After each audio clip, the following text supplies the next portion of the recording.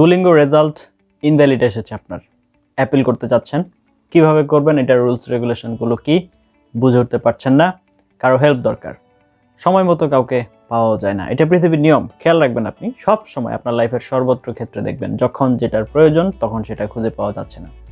ঠিক এই সমস্যাটার জন্যই আজকের লেসনটা মেক করা। আজকে আমি আপনাকে স্টেপ বাই স্টেপ বলে দিব, যখন আপনার রেজাল্ট ইনভ্যালিড আসবে বা কোনো কারণবশত যখন আপনার রেজাল্টের এগেনস্টে আপনার অ্যাপিল করতে হবে, সেক্ষেত্রে আপনি এই অ্যাপিলটা কীভাবে করবেন, এই অ্যাপিল করার জন্য রুলস রেগুলেশনগুলো কি, কতক্ষণের ভিতরে করতে হবে, কি কি করতে হবে, সেই জিনিসগুলো আজকে আপনাদেরকে ক্লিয়ার করে দেওয়ার চেষ্টা করব।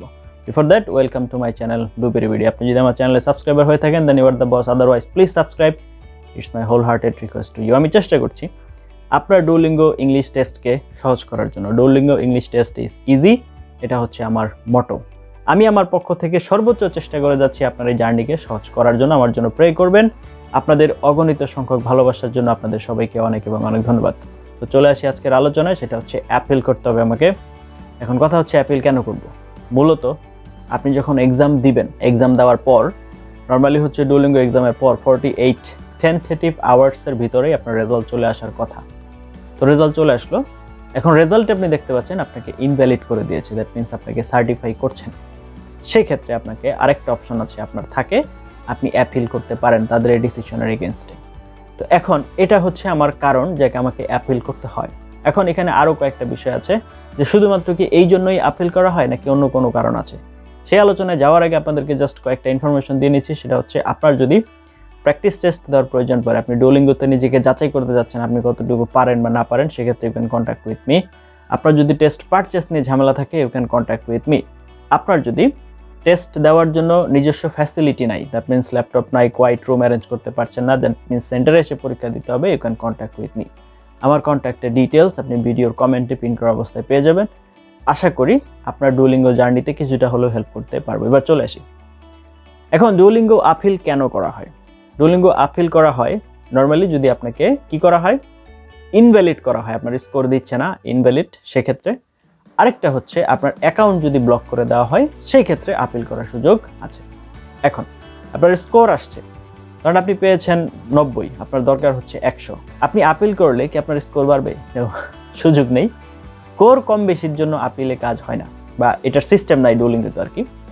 আপনার সুযোগটা হচ্ছে কখন, যদি আপনার রুলস ভায়োলেশনের কারণে আপনার আইডিকে বা আপনার মেইল অ্যাড্রেসকে যদি আপনার অ্যাকাউন্টকে ব্লক করে দেয়, সেক্ষেত্রে, অথবা হচ্ছে আপনার যদি স্কোর ইনভ্যালিড করে, সেই ক্ষেত্রে আপিল করার সুযোগ আছে। ওকে, এইবার আসি রুলস রেগুলেশনের কোথা থেকে শুরু। যখন আপনাকে দেখাবে যে ইওর রেজাল্ট ইজ ইনভ্যালিড, যখন আসছে ঠিক সেই টাইম থেকে উইদিন 72 আওয়ার্সের ভিতরে আপনার আপিল করতে হবে। এই টাইম পার হয়ে গেলে আর আপিল করার সুযোগ থাকবে না। তো যখন আপনার হচ্ছে রেজাল্ট আসবে, আপনি আপনার অ্যাকাউন্টে লগ ইন দেওয়ার পর মাই রেজাল্ট অপশনে চলে যাবেন। সেখানে যাওয়ার পর দেখবেন ইনভ্যালিড দেখাচ্ছে। ওই ইনভ্যালিডের সামান্য নিচে ডান পাশে দেখবেন লেখা আপিল। তো এই আপিল সাবমিশন, ওইখানে ক্লিক করলে আপনার একটা ফর্ম চলে আসবে।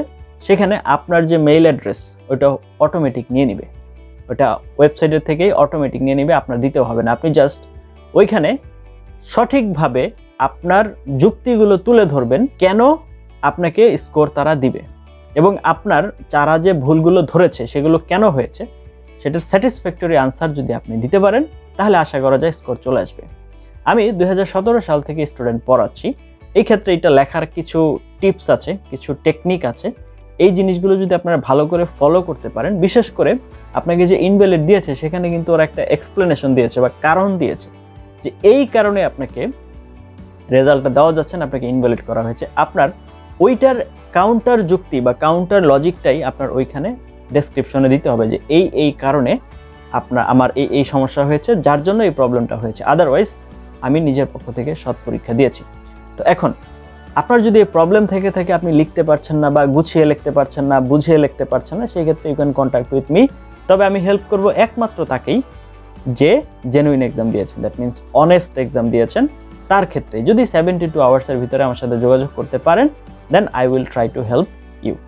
তো চেষ্টা করবো আপনাকে হেল্প করার জন্য, যদি আমি ব্যস্ত না থাকি। খুব বেশি ব্যস্ত থাকলে সেক্ষেত্রে আমি বলবো আমি ব্যস্ত আছি, কিন্তু প্রবলেম কি কেয়ার করা।